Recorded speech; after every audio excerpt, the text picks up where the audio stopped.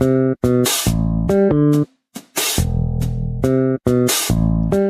I am Tony Russo from On Deathcare, and this is The Rest, roundup of funeral service news for the week ending Friday, April 24th, 2026. We've got a couple fun stories to talk about this week. It's been a quiet-ish week.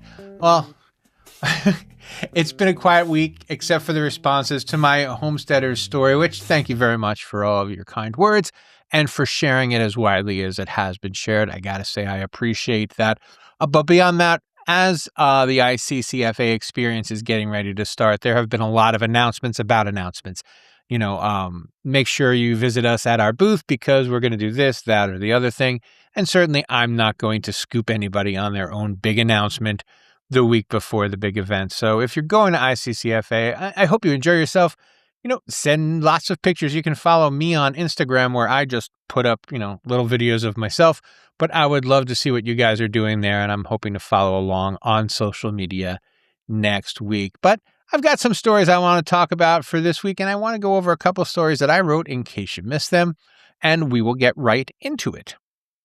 First off, just to kind of extend a conversation that I've been having with you and by myself for the last, 3 or 4 weeks. I spoke with Nadira Badalianange of the ICCFA this week for the podcast. I think a lot of you saw it, but in case you decided to skip it because it was ICCFA Experience heavy, I want to revisit for hopefully the last time for a little while this idea of being the face of a funeral home or of an organization of any kind. If you're a CEO of a group of funeral homes or of a vendor business, any of those things, we've been talking about how getting to be the CEO is hard enough, but now if you're not the face of your company, it's probably time to consider it. And it's only because in this time when it can be difficult to know, what's real and who's speaking for whom, and whether, what you hear about a company is true or false. It's always good to have a face to put with the name, right? And people stepping up and saying, hi, this is me, this is my business. And that is a way to earn trust in a very particular mode that, it's hard. It's hard to be out there. It's hard to put your face. Like I put my big dumb face on the camera, twice a week. It's not necessarily easy on the old, ego, if it's not something that you're comfortable necessarily doing, but it's necessary to establish trust. This is me. This is my face. This is what I think. This is what I'm saying and standing behind it. And that is something that you can step away from very easily, especially the higher you go in a company.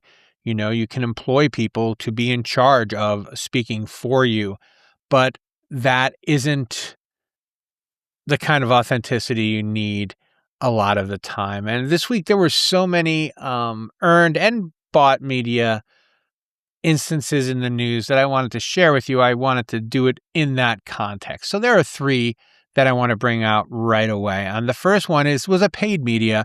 It was Rebecca Case from Case Funeral Home, and she apparently does a regular segment on her local news show. What happens when you die, like literally, like what are the things you need to ask a funeral director when you call them and say, we need you to come to the house. And this is a great, and she's, a young, kind of vibrant funeral director, and she carries herself very well. So she's introducing herself to the community that way. She's putting her face out there and she's putting the name out there. So even if she's not the one that happens to show up to your house, at 2:00 in the morning when you need her, if it's someone from her family or someone from her family funeral home, you have that connection. You're like, oh, I saw that person and she seemed very nice. And it's really mostly about just seeming very nice. And then, of course, delivering on being very nice is always a plus. But there was another person, and I think this is a person of note. I know that's a name I've heard before. It's Katharine Wagner-Elfner. and she's at, Wagner-Elfner Funeral Home. And I stumbled across mention on their Facebook page they're doing a renovation of some sort, and she's kind of documenting it. But she does all of this, just straight up onto camera. There's no lights. It's not necessarily very well, very overly, I guess, produced. But it's like, hi, there was a video of I've choosing the signs.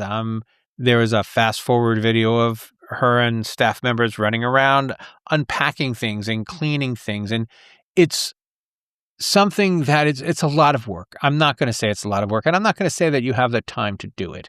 But I am going to say that if you adopt the attitude of it doesn't have to be great, it just has to be real, that will get you more than halfway.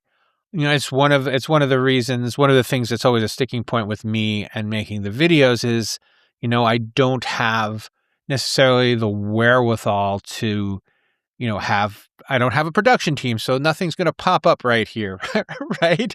I'm not going to have graphics. I'm going to do the best I can with what I have, but I'm going to be authentic about it.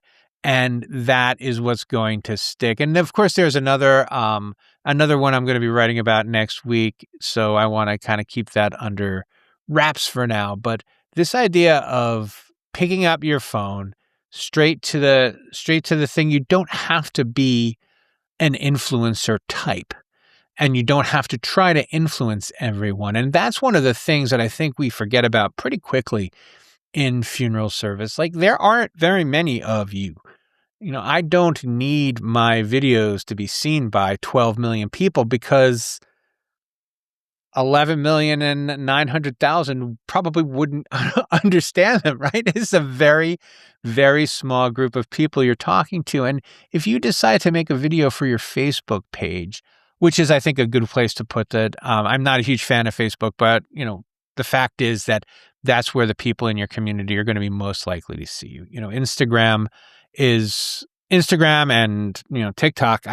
TikTok is an aneurysm waiting to happen, in my humble opinion.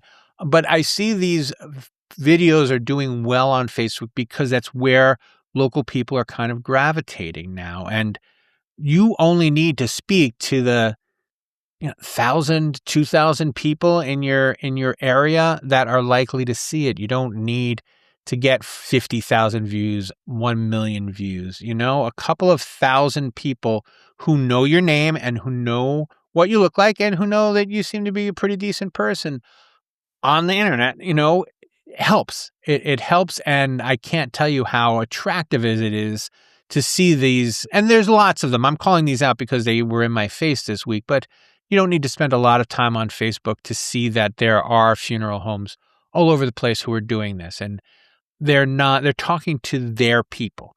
They're not talking to me. They're not talking to people outside of their area. They're talking to their neighbors, and it's an excellent way to connect with your neighbors. So I do want to just shout out those two in particular. There's also David Ucci of Hill Skeffington Funeral Home, who was in the news this week because they're rebuilding after a fire. But I've reached out to them already. I'm hoping to do a story on that. So I don't want to talk too much about it. But again, he was just very out in the open with, yes, we've had, we had the fire and we've had so much help. We have other funeral homes in the area, but also, quote, competitive, unquote, funeral homes are helping us out, lending us stuff, letting us use their places as we serve our families while we're in the midst of this reconstruction. So there are 3 links to those 3 stories in the show notes.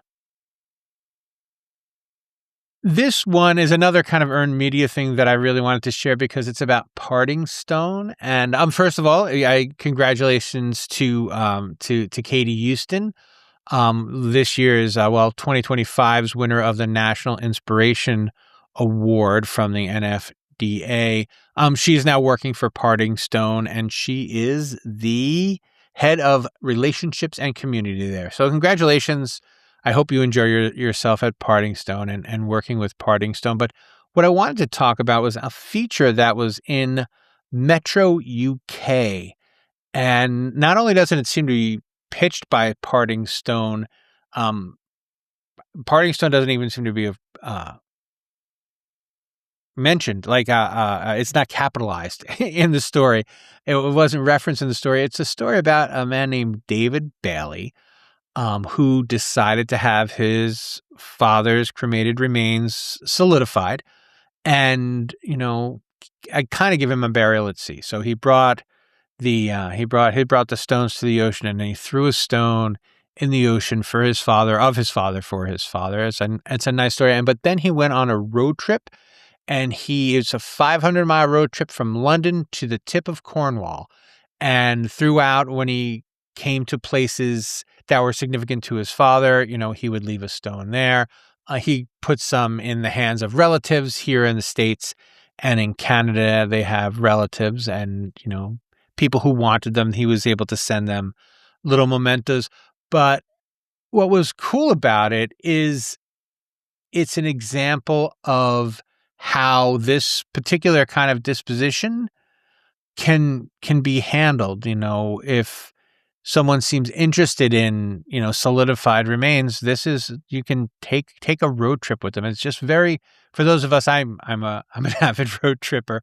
So that idea is very appealing to me, just drive me across the country and throw me out the window every 150 miles or something. Capturing people's imagination is kind of the new job. You don't have to do anything. I'm sorry. It's not like it's easy. Again, I don't pretend that any of this is easy, but it's not hard to capture people's imagination once you give them the opportunity to kind of embrace the possibilities. And I'm sure that's what happened here. Either David saw something on television, maybe he saw Parting Stone on the Shark Tank or one of those things. Or the funeral director said, yeah, if you want to send his remains, to the US and to Canada, one way to do it is to have them solidified, and you can send them to all the different people.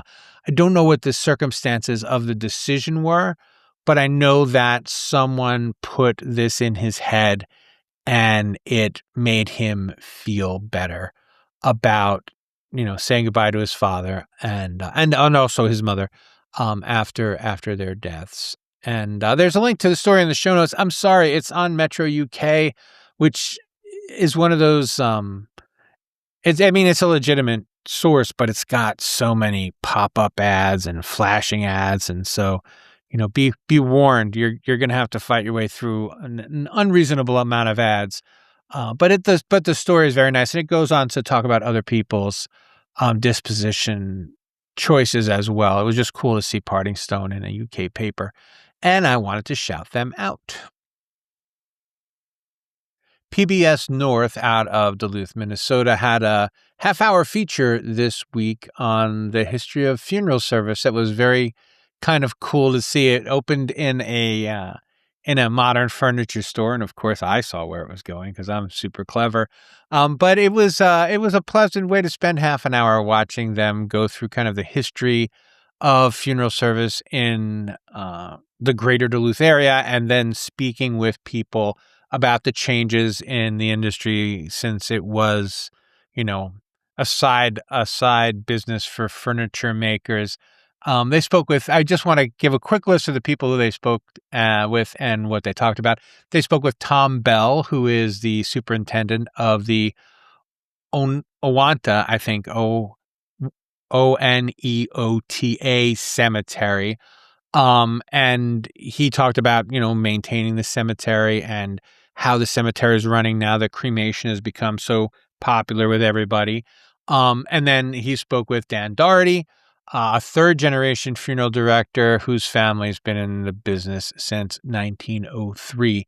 And he just talked about, my father was one of the things that, he kind of brushed over, but that I know would be significant to many of you. He said, my father didn't decide to be a funeral director. He was ordered to be a funeral director by his father.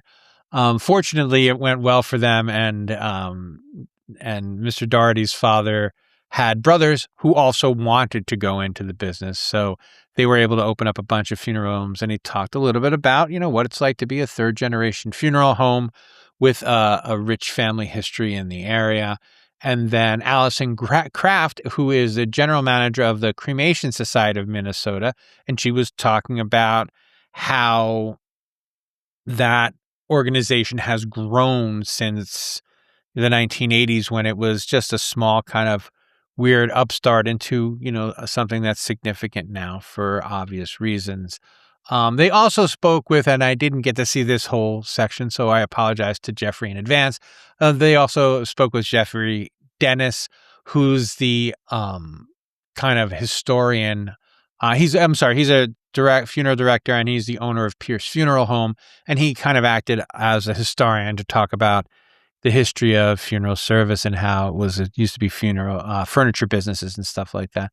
But anyway, there's a link to the show in the show notes. It's something that's worth checking out. It's really, it's a nice kind of production about the history of funeral service. And if you're into that kind of thing, which if you're listening to this, I got odds that you're not disinterested in funeral service. It's probably worth checking out for you. And there is a link in the show notes.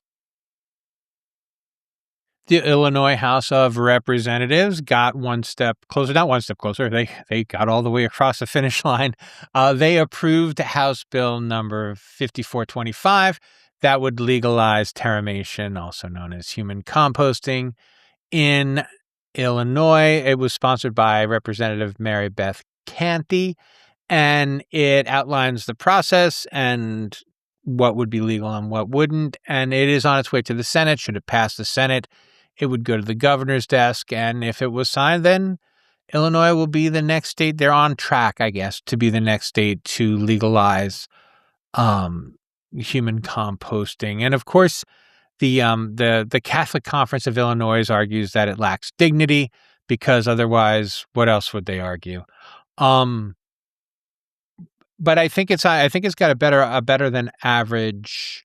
There's a swell of, I don't know if it's a swell of support for terramation, and I don't want to put it that way. And this week I have an interesting conversation with Carlton May Jr., who's running to be the next secretary of the NFDA. And one of the things that he talked about is he's like, it's not something I'm interested in for myself, but someone called and they asked, and I found out. And my job is to be able to answer questions.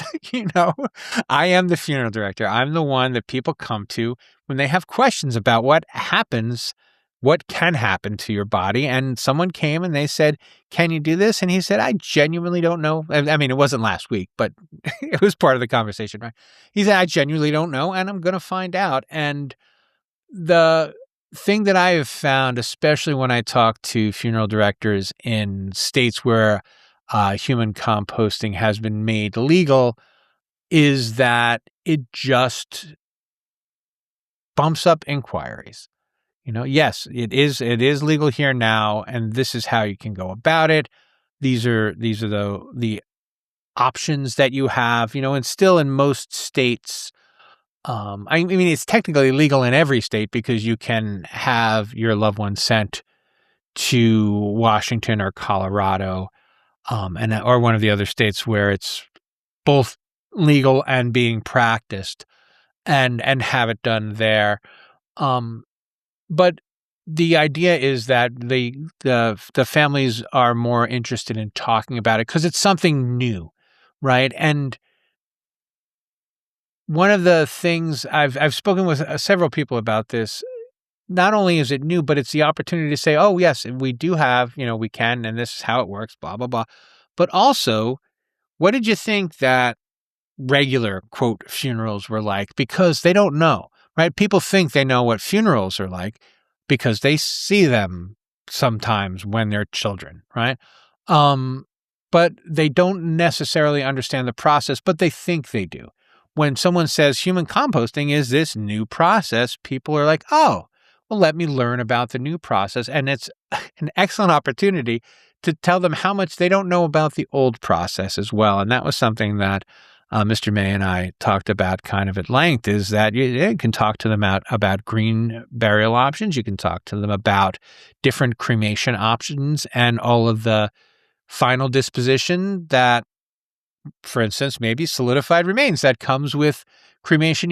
It is, I don't want to reduce the human composting movement to a conversation starter, but I do want to credit it with starting conversations that had pretty much fallen off. It had felt like there's this checkbox, and there is cremation, and there is burial, and those are it. And then aquamation gets approved, and everybody's always interested in aquamation. Then it's an opportunity, and then human composting gets approved, and it's an opportunity to talk more about all of the dispositions. So that's the thing. That's the takeaway, especially if you're in Illinois and you are not for human composting. You don't have to be. There's lots of things I'm not for. I'm not necessarily for, fan fiction, but if someone asks me, how fan fiction works, I can walk them through it, because I'm a professional writer and I know professional writing stuff. It's my job, right? And you may have, if it's passed and you're in Illinois, you may have more people asking, and it's a great opportunity. Oh, yes, there's so much that can be done when it's time to make your final arrangements, and human composting is one of them. And here are the other things that are also on the offing, on the possibility that are possible to do. Anyway, it's a link to that to the story of its passages in the show notes. And finally, I just want to shout out a story that I sent out to subscribers this morning. It's Thursday as I record this, about a company called Guidant, which makes it possible to purchase cemetery plots online. They'll be at the ICCFA, so say hello to them for me. I got a kick out of our conversation, and it was funny. I didn't know that you already couldn't do this. So when they pitched me this story, a friend of mine actually said, you should talk to these guys. They're bright and they're fun. And so I did. And I'm like, so how is your sales thing different from other sales things out there? And they're like, well, it's different in that it exists and other ones don't. I wasn't aware that cemetery software didn't come with what I call in the story, kind of tongue-in-cheekily, a buy now button. I thought that was just part of the deal, but apparently it isn't. Everyone knows this but me, and I know it now, so now everyone knows. But what it was really gave us an opportunity to talk about was kind of how to develop this new tech. These guys, it's George Owens and Michael Cooperman, are from Deathcare. George was at SCI for a while, and they both run Fortitude, which does all the numbers behind several of the big funeral service reports. They do the Foresight report, for example. So they have all this data, and they saw how they could help funeral directors without standing between, or cemeterians, I guess in this case, without standing between them and their customers. There's kind of been like a de-evolution of funeral tech over the last maybe year or so, a little bit more. We've talked about it on this show before for certain, is this idea that at first it was like, I tried to have a funeral and nobody did what I wanted. And I got that. And I thought those were great businesses and great stories to tell. But increasingly it's getting like, well, I couldn't do precisely what I wanted, or I found a way to improve on what's already been done. And, those are tech people being tech people. Who would hold it against them? But I don't think that they always have what's best for funeral directors or even what's best for families in mind. I think a lot of times they're like, I have a new solution, and having a new solution kind of overrides the question of like, do we need it? Do we want it? Do we already have 10 of them? And so I've only done 2 product stories so far.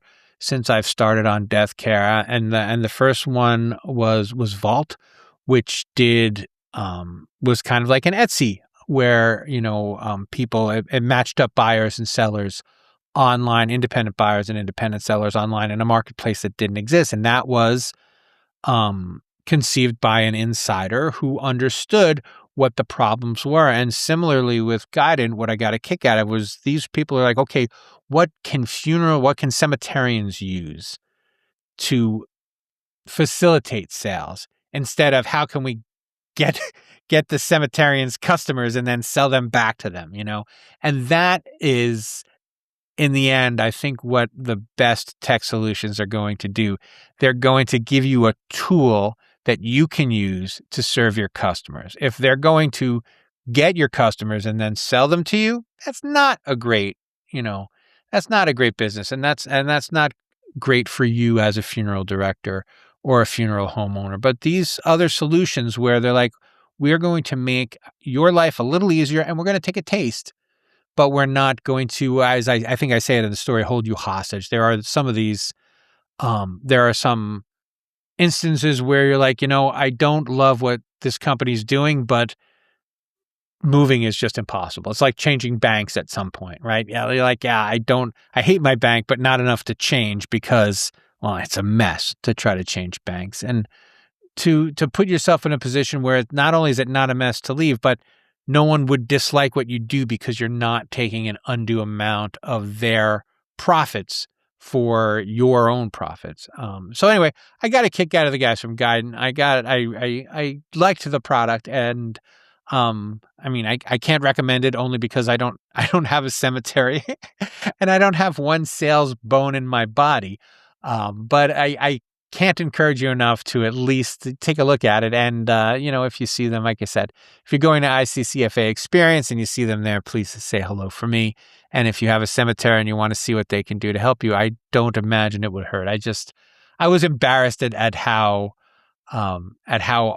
confused and how ignorant I was going into that particular interview, because it's not, usually I know my stuff going in, and this one caught me short. And so, I want to make sure that I'm clear about what they're doing, because I get just a little embarrassed and maybe overcompensating, but what are you going to do? All right. Anyway, I'll link to my story in show notes. And that will do us for this time. The rest and all of my writing is made possible by my paid subscribers. If you are interested in becoming a paid subscriber, please go to ondeathcare.com and you can subscribe for free to get pretty much everything I do sent to your inbox. Paid subscribers get a couple of premiums, and their premiums you're welcome to look at and see if you like. But please subscribe. Subscribing is the most important, and paying to subscribe is, as I said, close second. I'm not going to lie. This show was written, produced, edited, transmogrified by me, Tony Russo. Thank you for listening. Thank you for hanging out.